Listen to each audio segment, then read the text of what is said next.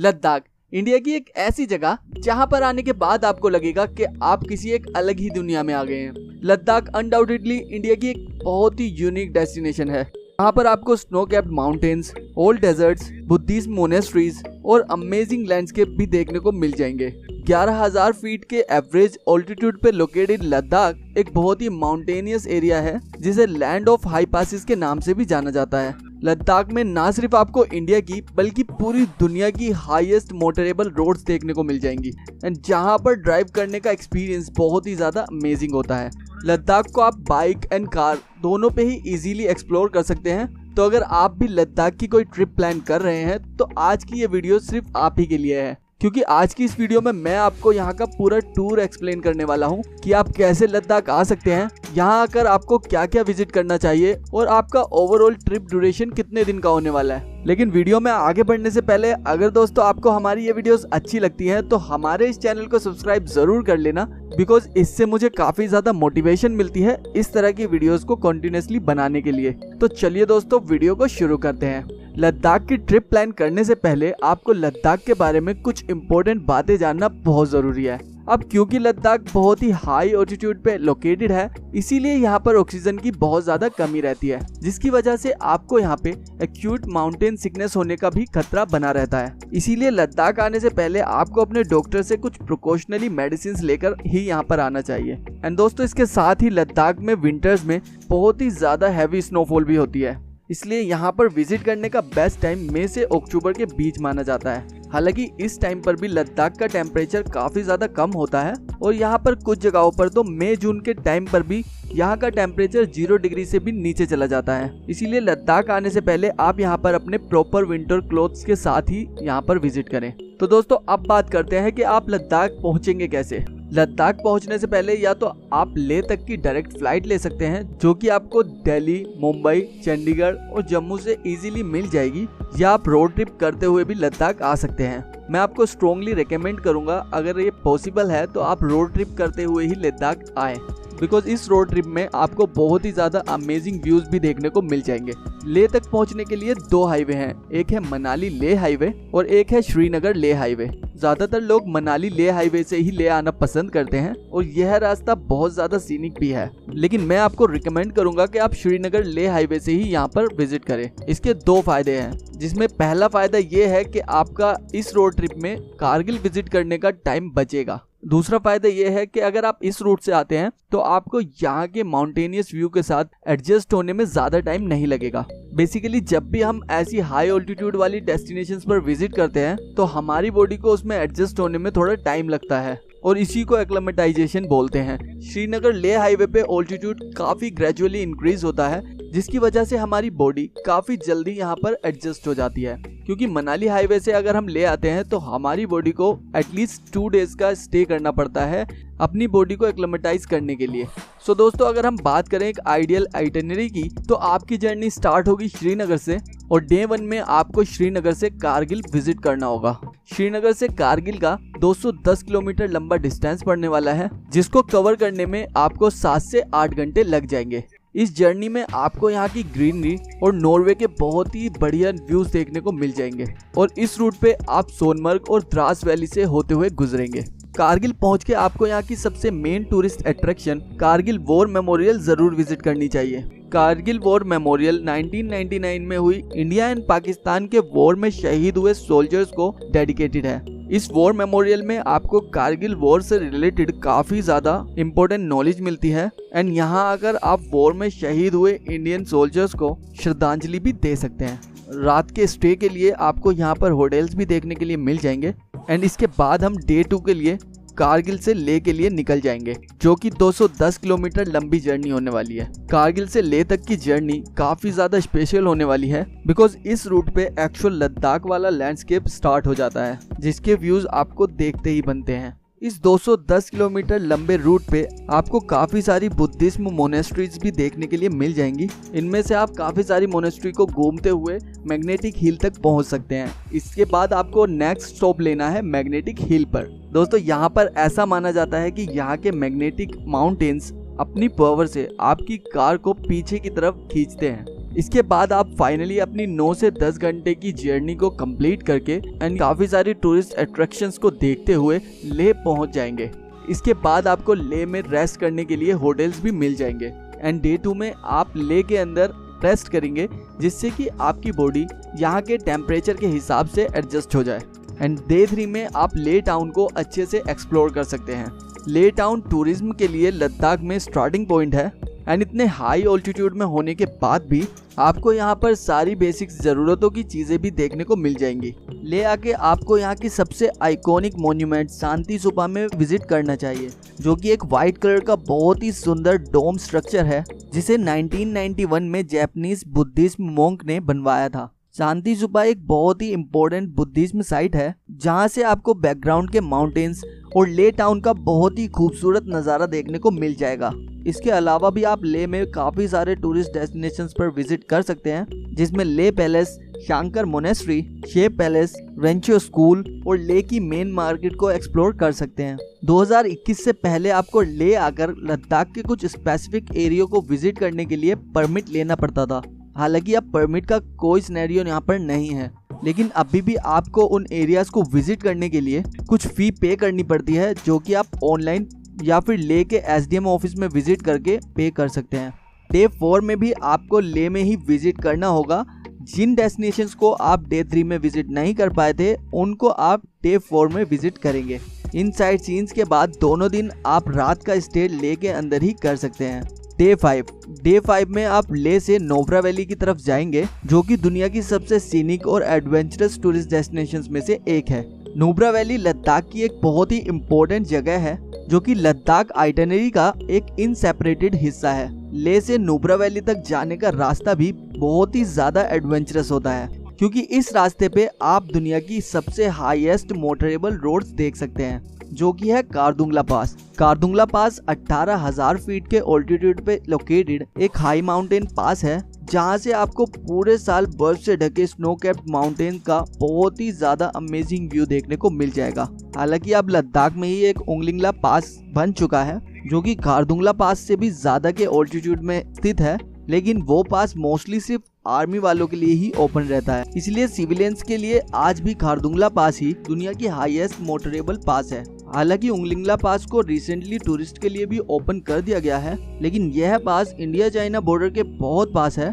इसलिए बॉर्डर पे अगर कोई भी टेंशन होती है तो उंगलिंगला पास को टूरिस्ट के लिए तुरंत बंद कर दिया जाता है। कारदुंगला पास को क्रॉस करके आप नुब्रा वैली में एंटर होंगे, जहाँ के सीनिक लैंडस्केप से आप बहुत ही ज्यादा इम्प्रेस होंगे। नुब्रा वैली आके आपको यहाँ की मोनेस्ट्री में सबसे पहले विजिट करना चाहिए, जो कि नुब्रा वैली की सबसे ओल्डेस्ट बुद्धिज्म मोनेस्ट्री है।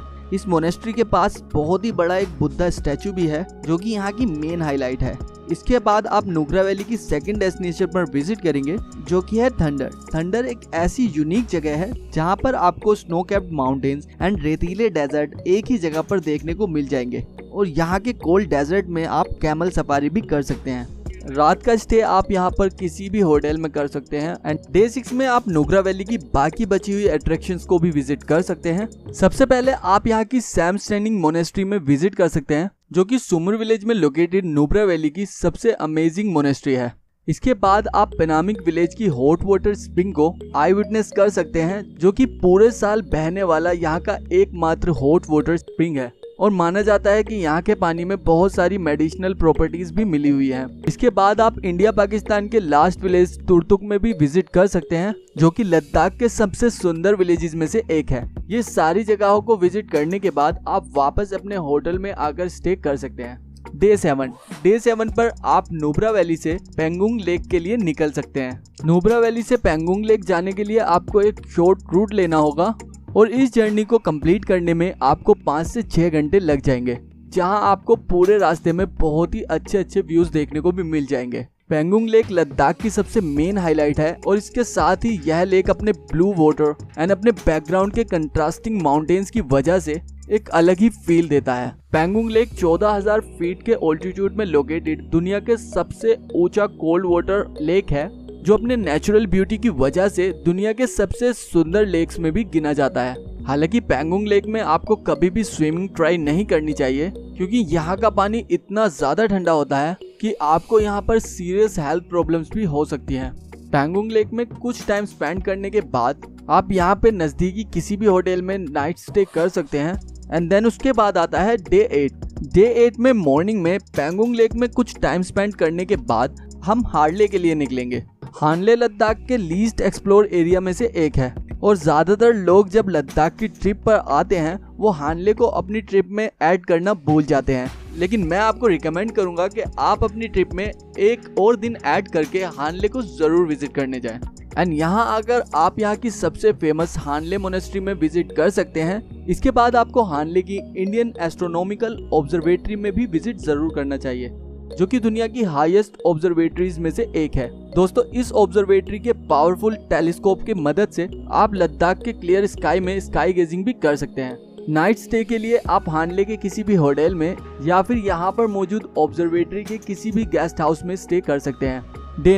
डे 9 में हम हानले से सो मेरिनिन लेक के लिए निकलेंगे।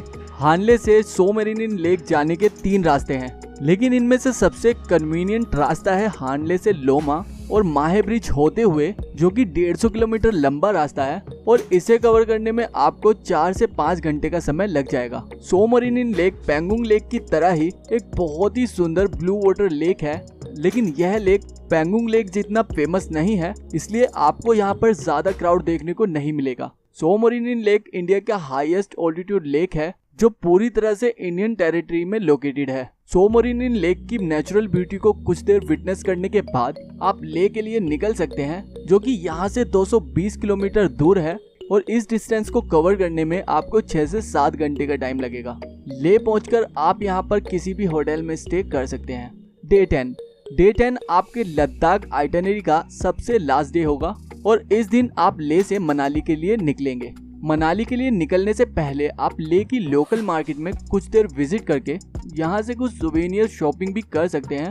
लद्दाख से वापस आते टाइम आपको मनाली वाला रूट इसलिए लेना चाहिए ताकि आपका श्रीनगर ले टू मनाली ले वाला पूरा सर्किट कंप्लीट हो सके। ले से मनाली 430 किलोमीटर लंबी जर्नी है, जिसे एक दिन में कवर करना थोड़ा मुश्किल है। सो डे 10 में आप ले से सरचू तक की जर्नी कर सकते हैं, जो कि 250 किलोमीटर लंबी जर्नी है और इसे कवर करने में आपको 7 से 8 घंटे लगेंगे। सरचू में आपको hotels, guest house and tents देखने को मिल जाएंगे, जहां आप इजीली नाइट स्टे कर सकते हैं। डे 11 नाइट स्टे सरचू में करने के बाद आप सरचू से मनाली के लिए निकल सकते हैं, जो कि 180 किलोमीटर लंबी जर्नी है, जिसे कवर करने में आपको 7 से 8 घंटे लगेंगे।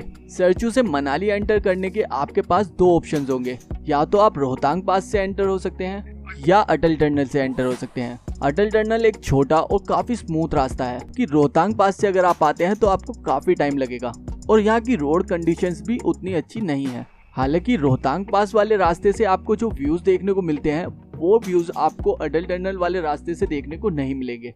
सो इसीलिए लंबा रास्ता लेना भी आपके लिए वर्थ इट होगा। ले से मनाली वाला रास्ता पूरे इंडिया के सबसे सीनिक और एडवेंचरस रूट्स में से एक है और इस पूरे रास्ते में आपको सबसे हाई माउंटेन्स पासेस जैसे कि तांगलांगला पास, लाचुंगला पास, नाकीला पास, बारालाचला पास और रोहतांग पास देखने को मिलते हैं और इन सभी पासेस की सीनिक ब्यूटी को आप अपनी पूरी लाइफ में कभी नहीं भूलने वाले। डे 11 में आप मनाली पहुंच के अपने होम टाउन के लिए निकल सकते हैं और कुछ इस तरह से आप अपनी लद्दाख की पूरी कंप्लीट आइटनरी को प्लान कर सकते हैं। और इस आइटनरी को फॉलो करने से पहले आपको इस ट्रिप के बारे में कुछ बातें ध्यान में रखनी होंगी।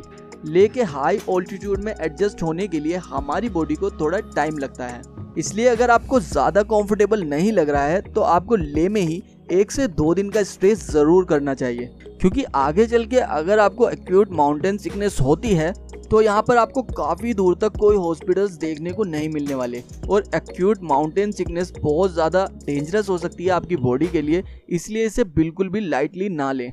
लद्दाख विजिट करने के लिए यहाँ के टैक्सी यूनियन के रूल्स भी काफी ज्यादा स्ट्रिक्ट हैं। आप यहाँ पर किसी दूसरे स्टेट की रेंटेड टैक्सी या कैब से विजिट नहीं कर सकते और अगर आप अपने पर्सनल व्हीकल से यहाँ पर विजिट करने के लिए आते हैं तो उस व्हीकल के पेपर या तो आपके खुद के नाम होने चाहिए या फिर आपके ब्लड रिलेटिव के नाम पर होने चाहिए, अदरवाइज आपको लद्दाख विजिट करने नहीं दिया जाएगा। हालांकि दूसरे स्टेट की रेंटेड कैब से आप ले तक आ सकते हैं, लेकिन लद्दाख की बाकी जगहों को आप उस सेम टैक्सी से विजिट नहीं कर सकते। उसके लिए आपको लद्दाख या फिर जम्मू कश्मीर की लोकल टैक्सीज ही हायर करनी होगी, जो कि आपको लेह टैक्सी स्टैंड से मिल जाएगी। और अगर आप लद्दाख को बाइक से एक्सप्लोर करना चाहते हैं तो आपको बाइक्स भी यहाँ पर रेंट पे मिल जाएगी। और फाइनली लद्दाख के जितने भी हाई माउंटेन्स पास हैं, यहाँ मोस्टली सभी पासेस में ऑक्सीजन की काफ़ी कमी होती है, इसीलिए आपको यहाँ के किसी भी पास में 30 मिनट से ज़्यादा टाइम स्पेंड नहीं करना चाहिए। सो दोस्तों, ये थी हमारी एक आइडियल लद्दाख आइटनरी। दोस्तों, आशा करते हैं कि आपको हमारी आइटनरी पसंद आई होगी। अगर आपको ये वीडियो पसंद आई है तो हमारी इस वीडियो को लाइक एंड शेयर ज़रूर करें। और अगर आप हमारे चैनल पर नए हैं और इसी तरह की इन्फॉर्मेटिव वीडियोस आप फ्यूचर में भी देखना चाहते हैं तो हमारे इस चैनल को अभी के अभी सब्सक्राइब ज़रूर कर लें। तो दोस्तों, आज के लिए बस इतना ही। मिलते हैं बहुत जल्द किसी नई वीडियो के साथ। तब तक के लिए बाय।